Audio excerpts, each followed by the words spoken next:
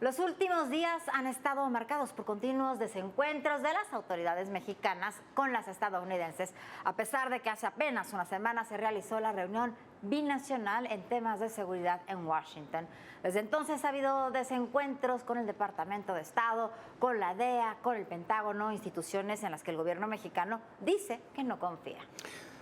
Pero si no se confía en la DEA, en la defensa, en el Departamento de Estado, eso quiere decir que no se confía en el gobierno estadounidense. Sobre todo el Departamento de Estado y el de la defensa son los dos brazos más poderosos que tiene la Casa Blanca. La seguridad sigue dominando la agenda de México y Estados Unidos. Este viernes el presidente Andrés Manuel López Obrador aseguró que México no necesita ayuda para enfrentar al crimen organizado.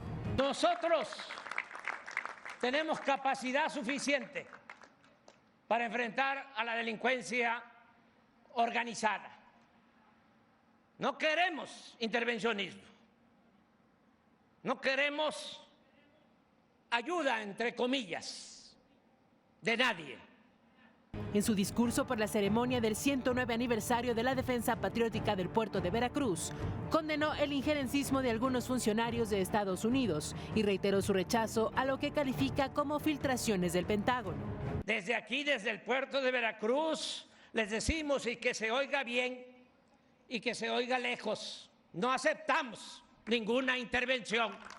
Somos independientes y nosotros tenemos que arreglar los mexicanos nuestras diferencias sin intervención de ningún país, de ninguna potencia, de ninguna hegemonía. A esta postura se sumaron las Fuerzas Armadas. A México se le respeta. México es un país libre, independiente y soberano. Aquí manda el pueblo de México. El viernes 14 de abril, a unas horas de finalizada la reunión binacional México-Estados Unidos, en la que se abordaron temas de seguridad, Washington anunció acciones contra la facción de los Chapitos del Cártel de Sinaloa, encabezada por Iván Guzmán Salazar, Alfredo Guzmán Salazar, Ovidio Guzmán López y Joaquín Guzmán López.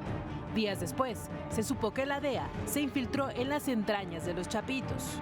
El martes 18 de abril, el presidente López Obrador acusó que agencias en Washington han tenido acceso a información de las instituciones de seguridad del Estado mexicano.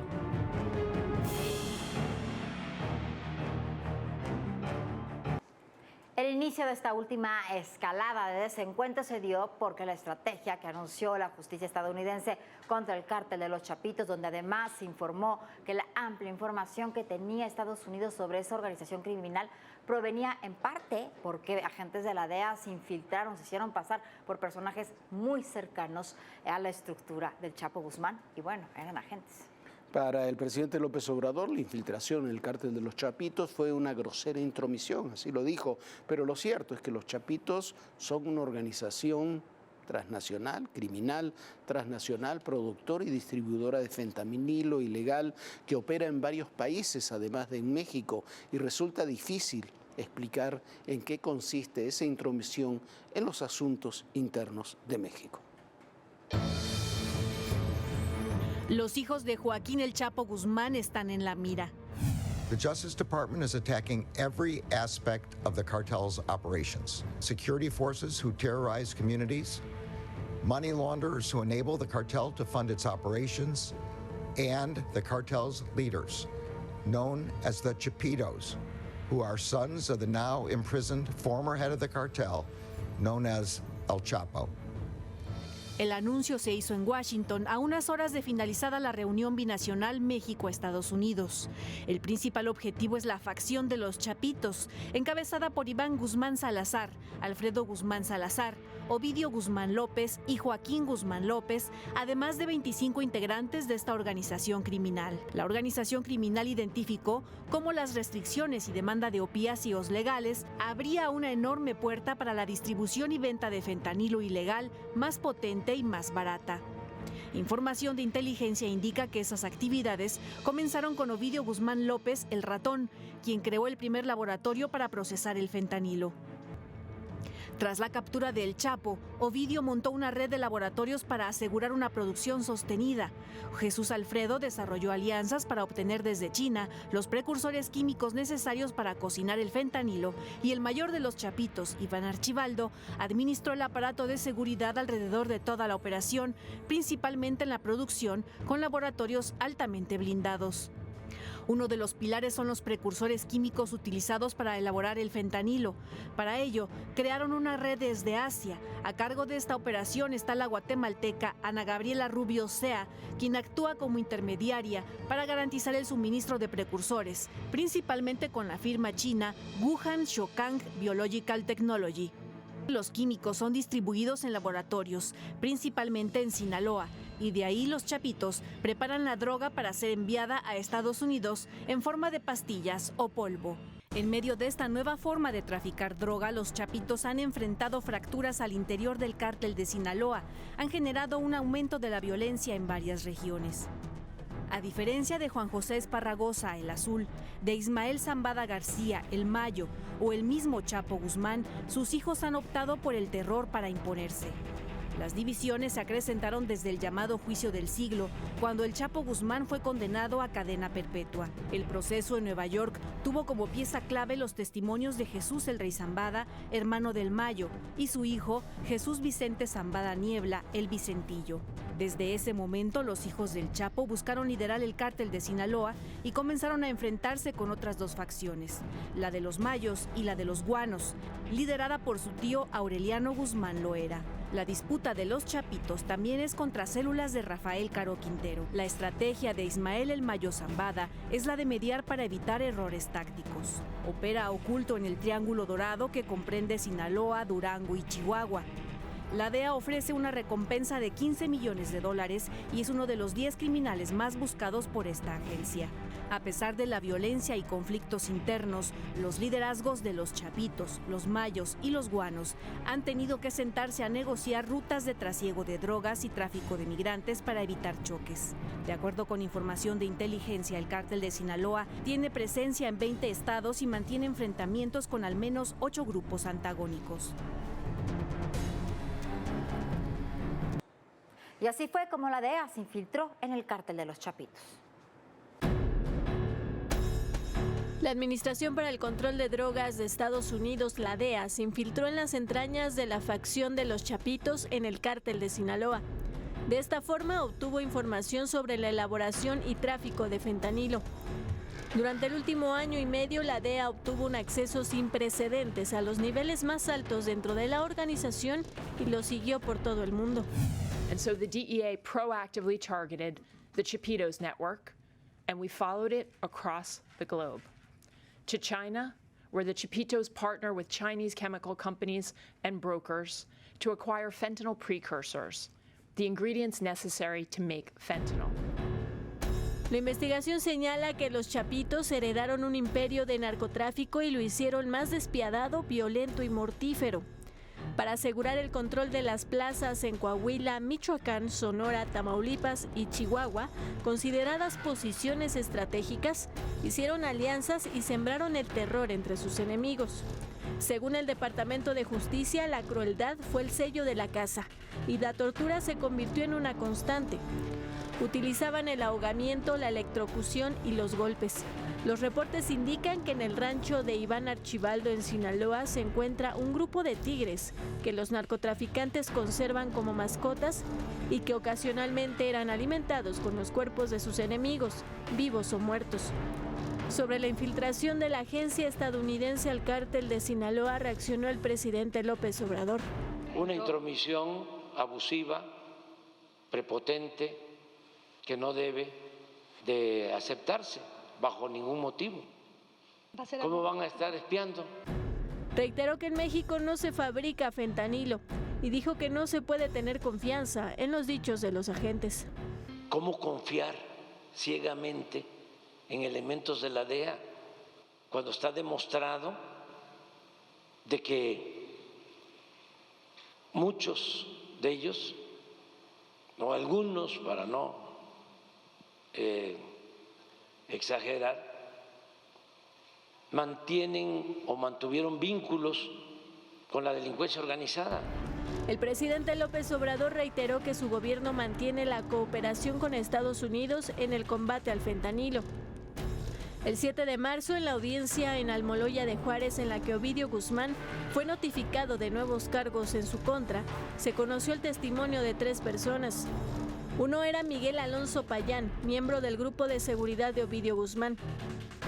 El otro era Juan Carlos Arce Cabrera, distribuidor de narcóticos, y una tercera persona que es identificada con la clave NN, quien fungía como administrador de las bodegas de droga del cártel en California. Con las declaraciones de estas personas, el 25 de enero, el fiscal del Distrito Sur de Nueva York, con el apoyo técnico de la DEA, presentó las acusaciones contra los Chapitos. Lo cierto, lo importante de todo esto es que los Chapitos y el cártel de Sinaloa y el cártel Jalisco Nueva Generación y las otras organizaciones criminales menores son un desafío a nuestra seguridad nacional, son un desafío a nuestra seguridad pública, son los generadores de la violencia que sufrimos y son también organizaciones transnacionales. Puede haber diferencias, pero lo que tendría que haber por sobre todas las cosas es una estrechísima colaboración para tratar de desarticularlas y llevar a sus cabecillas frente a la justicia. Hay que ponerle un nombre, un rostro. Y que vienen todas las demandas internacionales. Una ciudad tan complicada como es la Ciudad de México. Ya llegamos a Aguililla, esta ciudad, la entrada a la Tierra Caliente.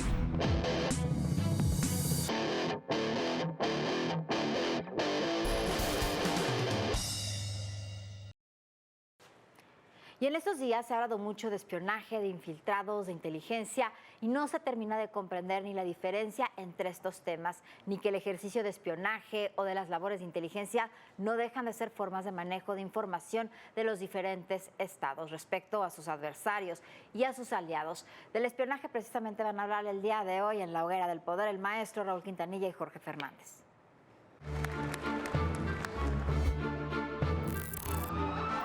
Una visión oscura de la sociedad.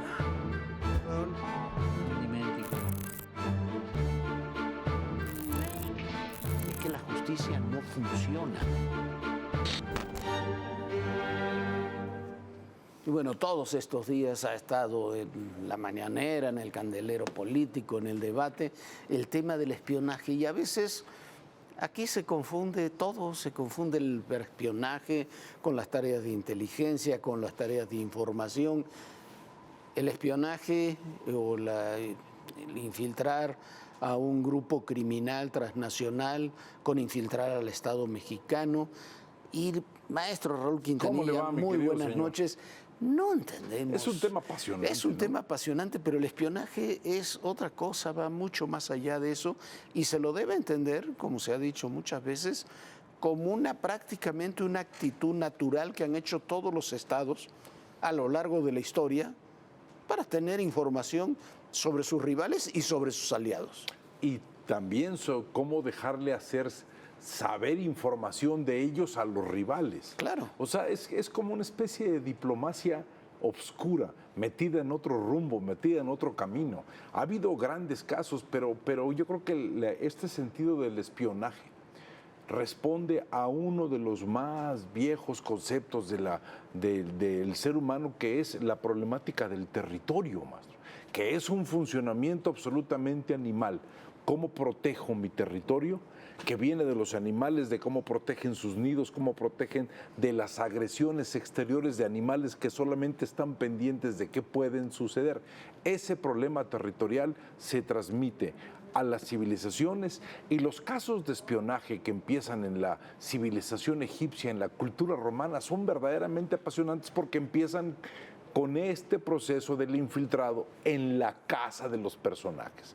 Se necesita saber la cotidianidad para poder empezar a sacar hipótesis, desarrollar ideas y sobre todo para localizar las áreas débiles de una familia. Molière decía, ¿Quieres saber qué sucede en una casa? Pregúntale a los sirvientes. Ahí está la clave absolutamente de todo.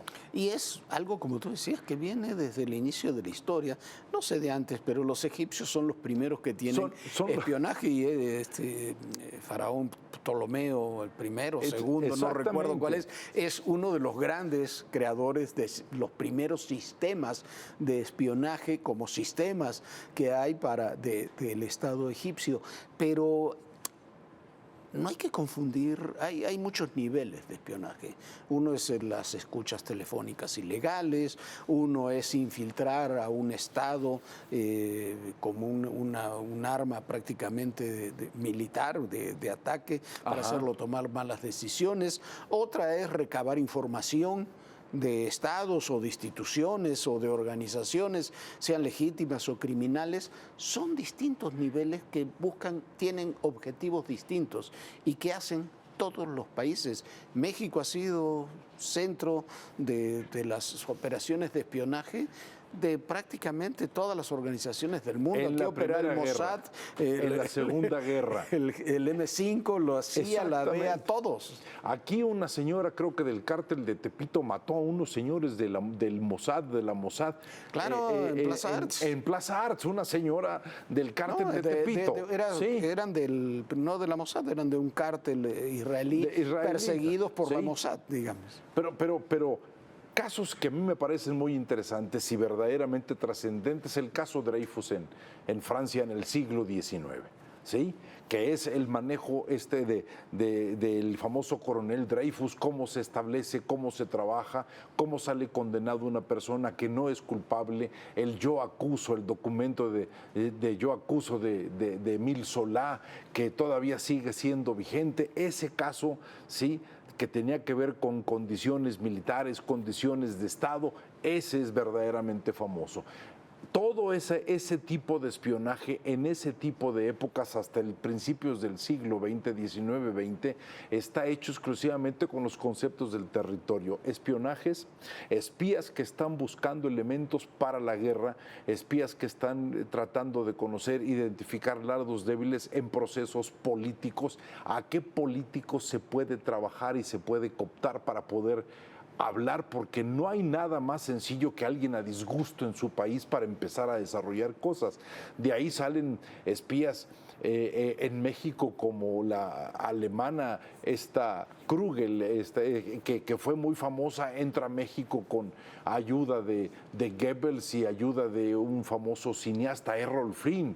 Esta mujer, era Helen Kruger, acaba con todos los miembros de la política mexicana que acaban perdidamente enamorados de la señora, ¿sí? Y hasta Miguel Alemán es amante de ella, entran como 400 espías, todos los espías, maestro, Berlín después de la Segunda Guerra, se decía que Berlín era, en la época de Willy Brandt, era la ciudad con más espías por metro cuadrado que existía en Europa, ¿sí? Pero el espionaje después de la Segunda Guerra es el más apasionante porque es el espionaje de la Guerra Fría y todo tiene que ver con la ciencia, maestro. Todo tiene que ver con la ciencia y con el espionaje y con infiltración personal. Ahora están los grandes sistemas de escucha de la NSA, millones de intervenciones telefónicas de la KGB, interceptadas diariamente, CIA. Pero en esa época era otro tipo de espionaje y no podemos olvidar que el centro de espionaje, principal central de espionaje de los años 50, 60 de la CIA, de la KGB, de otras agencias, era México, por el tema de la Revolución Cubana. Aquí estaban todas las grandes operaciones de espionaje. Nos acabamos de enterar apenas la semana pasada que José López Portillo era gente de la CIA, como lo fue también Luis Echeverría, de la CIA, con número registrado y todo, como informante registrado. Presidentes de la República. Entonces, eran informantes. El tema va mucho más allá. En el documental que hizo Viviana Belsazo sobre seguridad en México, Estados Unidos,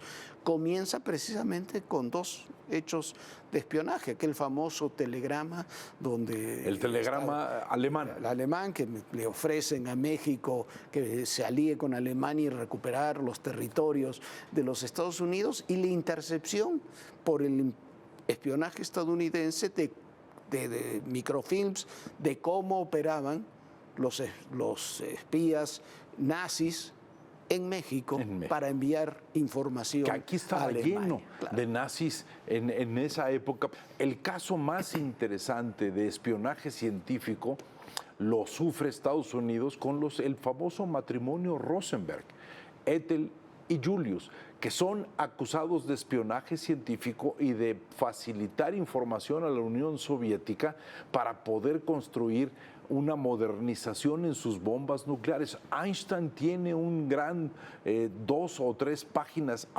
tratando de defender a los Rosenberg. ¿Dónde acaban los Rosenberg? En la silla eléctrica, en 1953. Y en la silla eléctrica, ahí mueren por primera vez 2 civiles acusados de espionaje científico. El famoso caso de los dormidos, los sleepers, este grupo de gente soviética que supuestamente enquistaron en la sociedad norteamericana para que hubiera un detonador y ellos pudieran, y los educaron hay como una serie americanos. extraordinaria sobre eso que se llama The Americans. Los americanos. Buenísima. Buenísima. Y luego fíjese, también se decía que el más famoso inglés de doble espía era Philip este señor. Corrie. Este hombre. Philip Corrie. Ese. Era doble espía. ¿Para quién? ¿Para la Gran Bretaña y para la Unión Era el jefe Soviética? del M5, el jefe del M5 y de contraespionaje británico, y era espía soviético. Por la cantidad de información. Y murió en la Unión Soviética condecorado con la medalla de Lenin. Esta famosa medalla que se la dieron hasta Ramón Mercader, ¿se acuerda? Claro. El asesino de Trotsky. O sea, el hecho de espiar no quiere decir que sea un acto para destrozar un Estado y para acabar con una civilización. En ocasiones sí. Cuando es necesario, claro. Y se ha hecho con el Medio Oriente sobre todo. La manera en que se revisan es para tratar de crear contrapesos, estabilidades y saber que todo tiene el espíritu destructivo del humano, necesita límites. Muchísimas gracias, Raúl. No, maestro, muy amable. Gracias.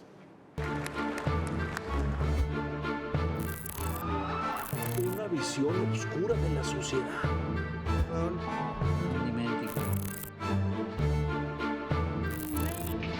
Es que la justicia no funciona.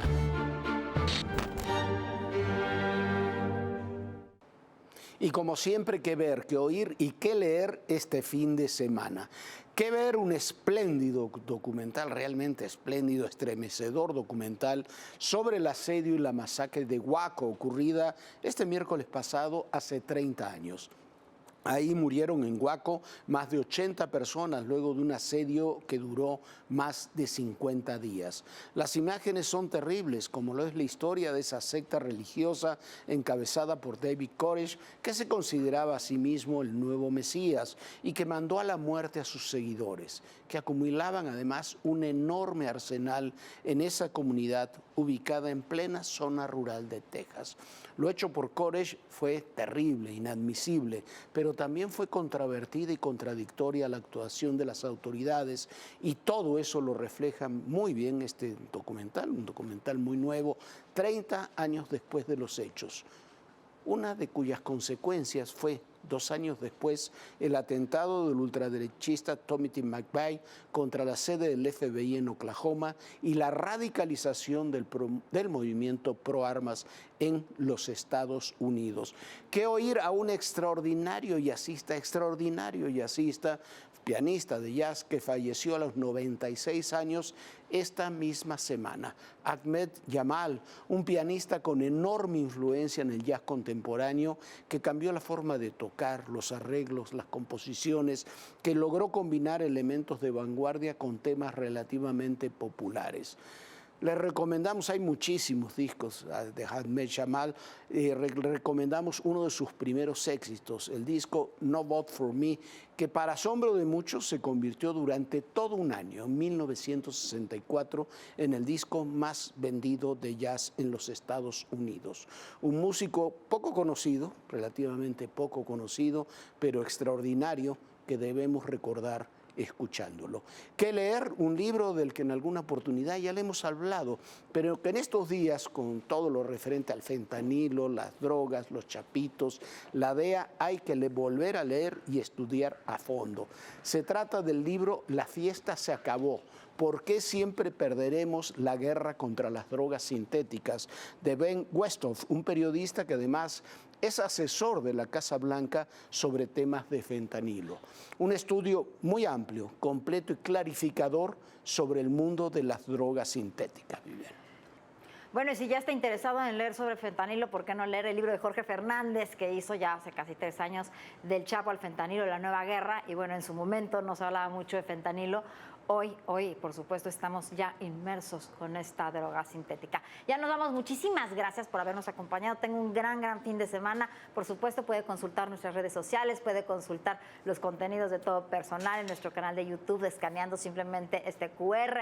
Viene muchísima información, reportajes especiales, lugares donde hemos ido y bueno, ojalá lo pueda ver. Descanse, sueñe bonito, tenga un gran fin de semana, con mucha salud, con mucha paz y por supuesto nos vemos el próximo lunes aquí en Todo Personal, 11 de la noche. Bonita noche, Jorge. Bonita noche, Viviana, muy buen fin de semana para Viviana, para todos ustedes y recuerden, el poder y en la política, todo, pero absolutamente todo es personal.